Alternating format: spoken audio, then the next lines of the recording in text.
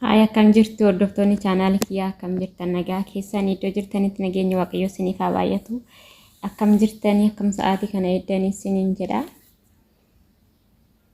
Fayyaa keessaniin jedha. Namoonni chaanaalii kiyyaa faaraa ta'an sabiskiraayibii, laayikii, sheerii, koomentii gochuun hin irraanfatinaa isiniin jedha. Walaa jajjabeessinu. Please YouTube kiyya subscribe na godha bira darbaa isiniin jedha. Namarraa deeffattanii maal akka ta'e hin beeku. YouTube subscribe narraa deeffachaa jirtan ta'e hin beeku ani. Qannasaatuma dhufaa jira. Maal akka ta'e hin beeku. Isin marareen natti fakkaatee narraa deeffattan. Na itti gootaniin gaabbina isiniin jechuu koodhaa dhiifama. Na fuula maal dibattee dhufte akkanaan hin jenne fuula koo talbaan dibadhe jechuudha. Talbaan baay'ee bareeda. Innaa akkam jirtu mee nagaa keessanii dhugaa waaqayyo isinirraa badee. Please YouTube kiyya subscribe na godhaa. Oromoo maalidha? Dirqama baqa gadi baanee toonii uffata afee toonii isin kadhachuun qaba.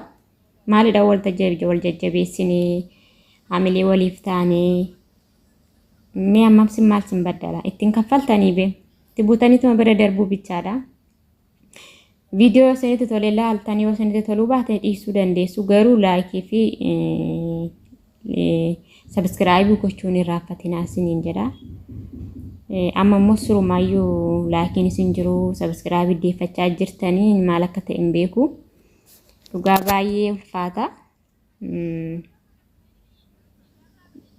Hojjechumaa nama jibbisiisa jechuudha. Waan hojjedhee yaade tooni dhufe san hoggaan kaameera banadhee hojjechuudha haasa'uudhaaf jedhee waan qabadhee dhufe sun na harkaa bada maaliif na aarsa dhugaa isiniin jedha.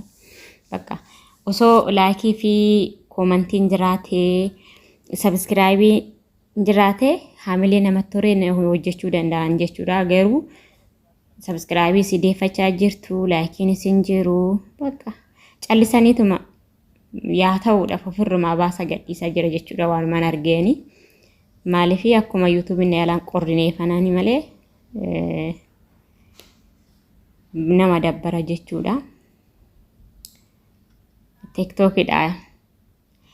Odoo TikTok ta'e jechuudha daqiiqaa sekoondii 30 keessatti viidiyoo gadhiise nama miliyoona meeqatu ilaala. Garuu YouTube immoo akkasii miti.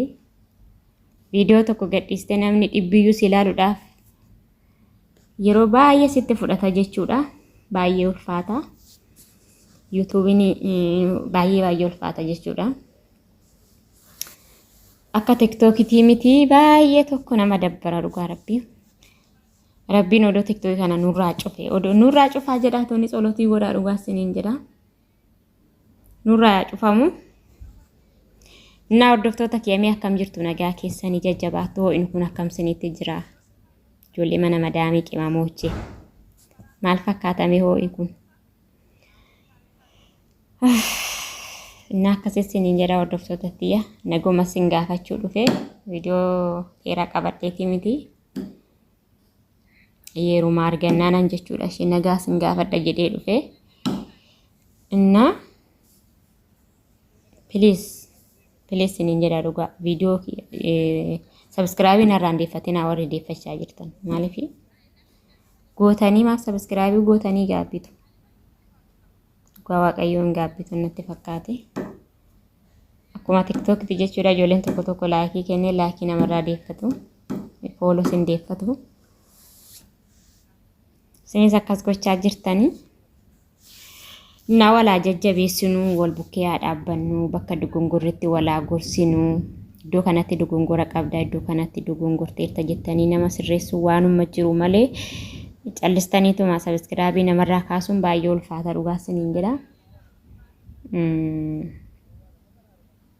Nama aarsa baay'ee tokko nama dabbara.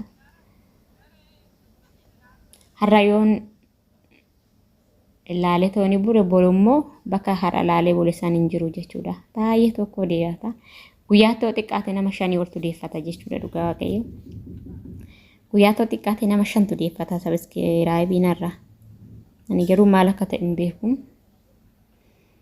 Ani kan baanumti YouTube yoo akkas godhu sinumtuu waa deeffattanii hin beeku garuu subscribe koo deeffachaa jira jechuudha ofirraa deebisaa jira. maal akka ta'e hin beeku. Naa kanas niin jedha hordoftoota kiyya. Walaa jajjabeessinu waa hundaafume.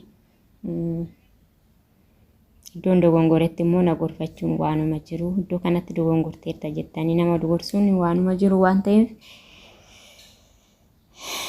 Naa kanas niin jedha yeroo gaarii qabaadhaa.